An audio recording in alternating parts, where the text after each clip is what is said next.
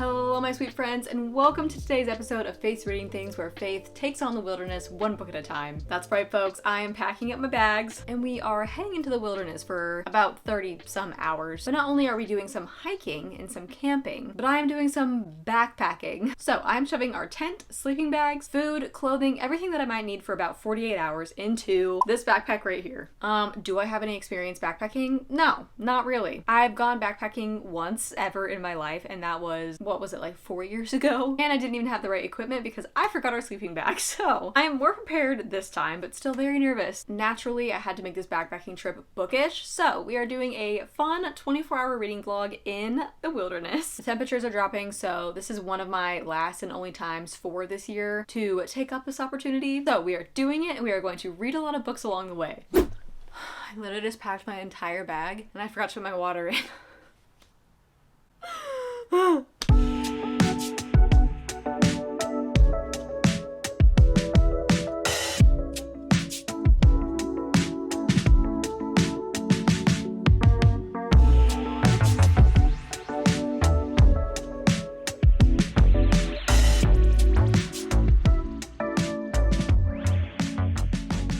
It is cold.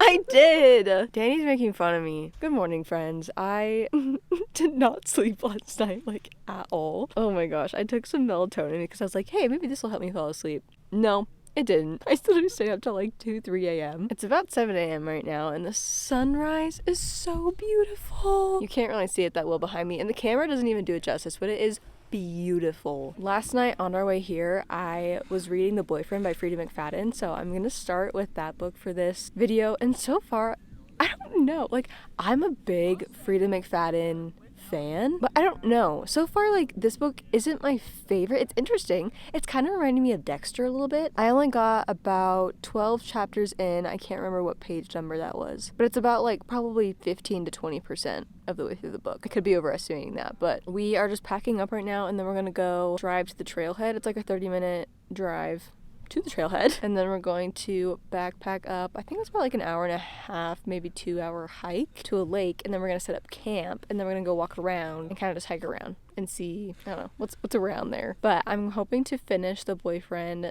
today, and then I also have The Ornithologist's Field Guide to Love, and then I also have The Spell Shop on my Kindle, which is my Patreon book club pick. So I don't know which one I'm gonna read after The Boyfriend, but it depends.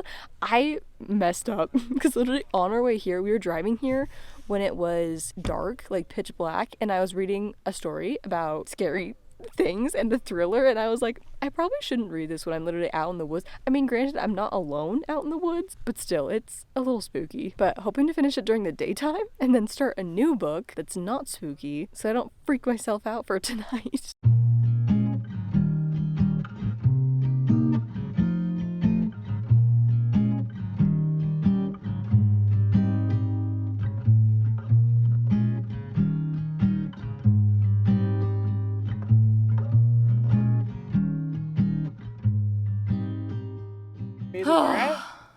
By Dairy Queen and Timberline.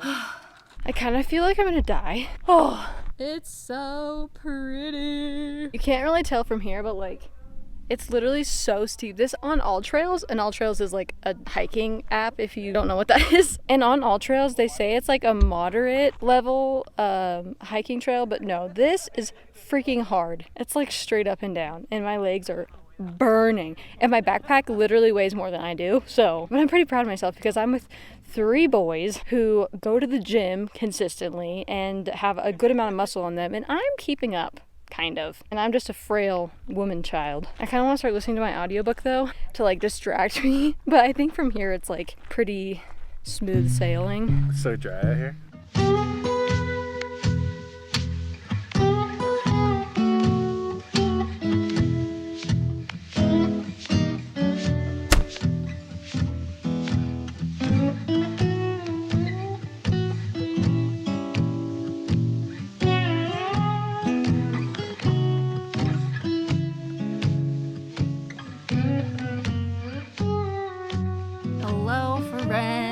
It's a little bit windy, so I'm really hoping that it doesn't like affect the sound quality of me talking. But that was brutal. That was so brutal. My shoulders were hurting so bad, and I was literally dead by the time when we got to our camp spot. I'll go over and show my camp spot in a second, but right now I'm literally just sitting on a log. It is the most beautiful reading spot. I'm just on this log. It's literally sitting in the middle of the water. But look at the view. Oh my gosh, it's so gorgeous. Literally, tell me a better reading spot. You can't. This is the best reading spot. The boys are fishing. Mama's reading. I did order a paperback copy of The Boyfriend by Frida McFadden, but because I didn't want to take a bunch of books in my backpack, I packed my Kindle that has a lot of my books on it. So I've been reading, and then I just have my Whole Foods trail mix that I'm snacking on. Okay, sorry if the audio was really bad in that last clip. The wind started picking up and I didn't put my little microphone on, which, by the way, I've been having a lot of like sound issues. If you haven't noticed with my like last few videos, for some reason the audio was only coming through on like one side. I figured it out. It was a microphone malfunction. But as I was saying, I am going to continue reading on my Kindle. I feel like the lighting's all weird because there's like shadows. I wanted to do like a 24-hour reading challenge where like I set my timer or tried to read for like 24 hours straight, but I figured that would be really hard being up here. So this is just going to be like where we're up here for 24 hours and I'm just like reading the whole 24 hours besides overnight because I'm tired. But I am doing a reading challenge where I will be reading for 24 hours straight here pretty soon. So that is coming up as well. But I don't know, I just feel like I am in my room so much and I want to do more creative videos that involve reading to where I'm like going different places and reading different books or going to different bookshops in different places. Like I want to really incorporate like some adventure traveling type of stuff like into my reading things and just make it more like fun, you know? But anyway, I'm gonna stop yapping and I'm going to continue reading my book because I don't know, this just took like a very crazy turn. And there's two POVs. So we have, I think his name is Tom, and that's like in the past. And then we have Sydney, who is like present tense. And we're kind of going back and forth between the two. So I'm like really interested to see like when those two POVs kind of like collide, which I feel like they're kind of colliding at the moment, but we also don't know who this person is that did something very bad. So I don't know, but I'm having a good time, as I usually do with Frida McFadden books. But yes, gonna go read and then update you later.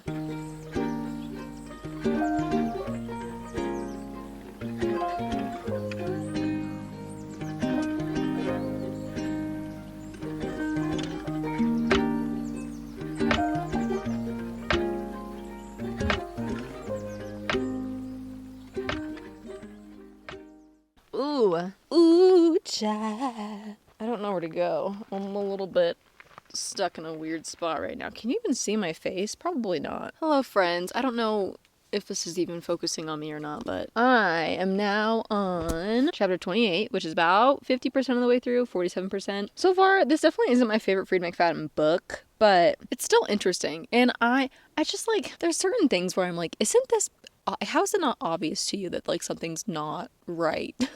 Like there's so many red flags and I just feel like our main character's being a little bit oblivious. And I also feel like they're just taking the whole situation kind of lightly because like something happens. I'm not gonna spoil anything over here, but something happens and you would think our main character would be on like high alert after this, but no. She just seems very desperate to find a partner, that I feel like she's kind of overlooking some things. This book also doesn't feel like Frida McFadden. Like, I don't know. I feel like I've read a decent amount of Frida McFadden books, and this one just feels different for some reason. Like, I don't know if it's her the writing itself seems the same, but I don't know. Maybe it's like the content or the pacing or maybe just the way it's structured that just doesn't really feel like Frida McFadden. I don't know. Maybe I'm also just like overthinking it. I don't know, but I am still enjoying it. I honestly don't even know what time it is right now. All right, it is 2:14. I'll probably finish this book in about 2.5, 3 hours. So by that time, it'll be about 5 o'clock-ish, and then we'll probably make dinner. And then I'll probably start on my next book, which will either be The Ornithologist's Field Guide to Love or Spells for Forgetting. Probably Spells for Forgetting, though, because now that I think about it, if I try to read a physical book, I have like a little headlamp, but I don't have like a good light to read, and it's gonna get dark probably around like 7:30. So I'll probably have to read on my Kindle just because it is bright.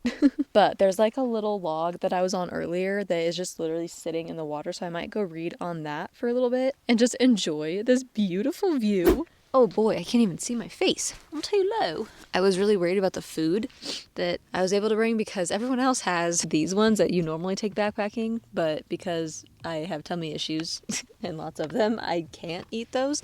But I ended up finding one that is dairy-free, gluten-free. Well, yeah, dairy-free, gluten-free, 22 grams of protein, which I probably will not eat this entire thing because it's pretty massive, but it's herb roast chicken quinoa. I don't know, it's a quinoa bowl meal of some sort, but the only ingredients are obviously dehydrated, organic quinoa, free-range chicken, carrots, garlic, organic onion, spinach, sea salt, celery, turmeric, rosemary, and parsley. All organic. I'm almost done with my book too. I am at 76% to page 268. I don't know, I just feel like everything's very predictable. And not like things aren't very like, I don't know, it's just not as interesting as I usually am interested in Frida McFadden's books. So I don't know, but we'll see how this ending is. But right now I think I'm going to rate it like a 3.5, 3.75. But again, just depends on the ending.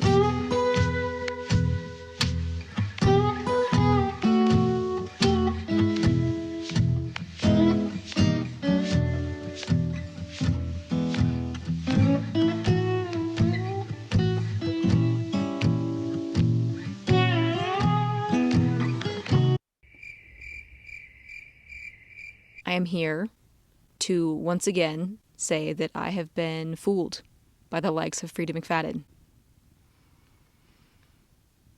Fooled. 89% of the way through. And the twist hits. What? Wait. What?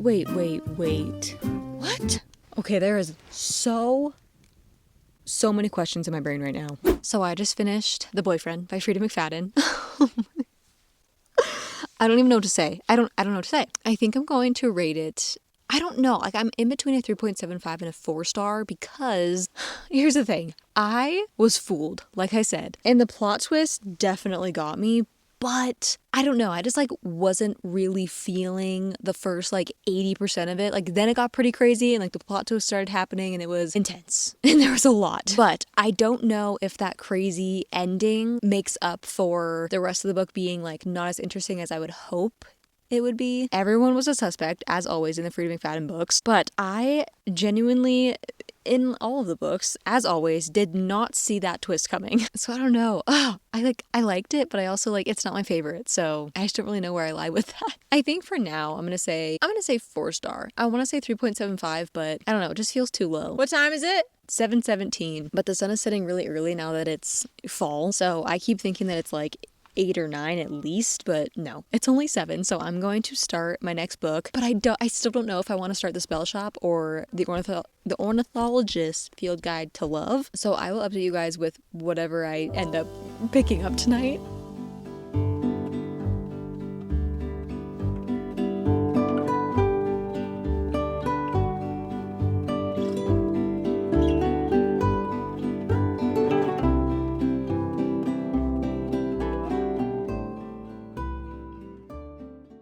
Okay, my camera's gonna die like any second, so I need to make this quick. But last night it got dark so fast, so I can't remember the last time I recorded. I think it was like right around when the sun was going down, and I ended up starting Spells for Forgetting. So I started that last night, and I got to page about 40 before I passed out. I was so sleepy, and then this morning I was reading a little bit, and so far I'm definitely getting like the same magical feeling from like The Unmaking of June Farrow, because I feel like I've read a few of her books so far. I've read Fable, June Farrow, and now I'm starting this one. So I feel like Fable and June Farrow, they were like written very differently in like the writing style. And so I feel like the same kind of like magical feeling that I got in June Farrow is like the same in Spells for Forgetting. This one seems a little more like dark though, not like quite gothic, but definitely not all like sweet and happy and magical and fun. Like I definitely feel like it's gonna be a sadder story, but I feel like it's gonna be a fun like Halloween like season read. Honestly, I don't really remember what it's about. I don't have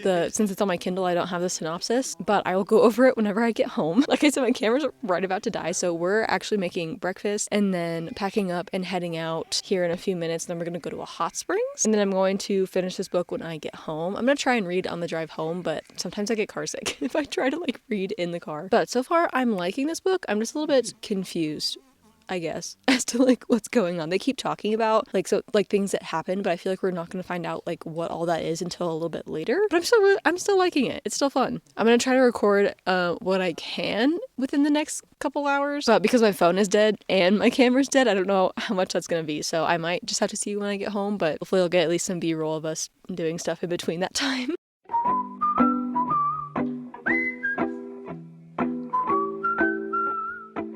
Hello, my sweet friends. I'm finally home and showered. I've got my squish, and I actually feel like a human being again, but it's literally so cold in my house. It's like 65 degrees. So I got to page 254 in Spells for Forgetting, and I do have some updates. So at first, I was like really enjoying this book, right? I thought the atmosphere was really fun. I was really liking the characters. The story seemed very like intriguing, but this is like one of those books where the more you read through it, the less like I just don't feel like anything has really happened in this book. Like the atmosphere is still really fun, but I feel like a lot of times like the magic part gets completely lost. Like I feel like the main plot of the story is like trying to figure out what happened the night that their like local orchard was burning. Like there was a big fire that happened, and our main character Emery, her friend Lily, was found unalived. And I don't know, I just don't feel like the plot is very strong in this book, which is really sad because I had like very high hopes for this read. Now, I'm not saying it's a bad book either. I'm just saying it was like kind of boring. Like I just find myself skimming at this point, but I do have about 100 pages left, and right now I feel like we're kind of getting to the main part of the climax where like we start figuring things out. As of right now, I just don't feel like there really is any like plot twist. I mean, we still don't know who did that to Emery's friend, so I guess that could be a plot twist coming up. I'm gonna go finish this book and then see what my final thoughts are.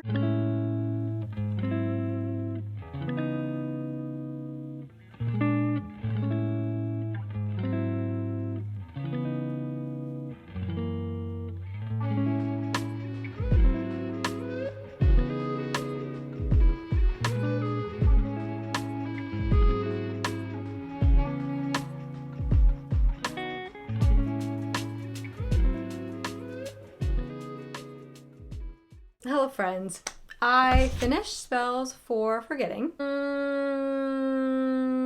I think I'm gonna give it a 3-star. I don't know exactly how I feel about this book. So in the beginning, I was getting that like magical feeling that I was getting from June Farrow, but it kind of quickly started getting boring for me. So because I forgot to tell you what this book was about, it follows our main character Emery. Well, it follows a couple of characters actually, but mostly Emery Blackwood, and her life changed forever the night her best friend was found dead, and the love of her life, August Salt, was accused of her. Years later, she was doing what her teenage self swore she never would, living a quiet existence on the misty remote shores of, I could not for the life of me pronounce this word until I listened to part of the audiobook, and it's called Saoirse, but it's spelled Saoirse. No. No. It doesn't work in my brain. Living a quiet existence on the misty remote shores of Saoirse Island and running the family's business, Blackwood's Tea Shop, herbal tonics, and tea leaf readings. But when the island rooted in folklore and magic begins to show signs of strange happenings, Emery knows that something is coming. The morning she wakes to find that every single tree on Saoirse has turned color in a single night. August returns for the first time in 14 years and unearths the past that the town has tried desperately to forget. August knows he is not welcome on Saoirse, not after the night everything changed. As a fire raged on at the Salt family orchard, Lily Morgan was found dead in the dark woods, shaking the bedrock of their tight-knit community and branding August a when he returns to bury his mother's ashes, he must confront the people who turn their backs on him and face the one wound from the past that has never healed, Emery. But the town has more than one reason to want August gone, and the emergence of hidden promises and deep betrayals spanning generations threatens to reveal the truth behind Lily's mysterious death once and for all. So, that kind of seems like a handful. And like the synopsis sounds very intriguing.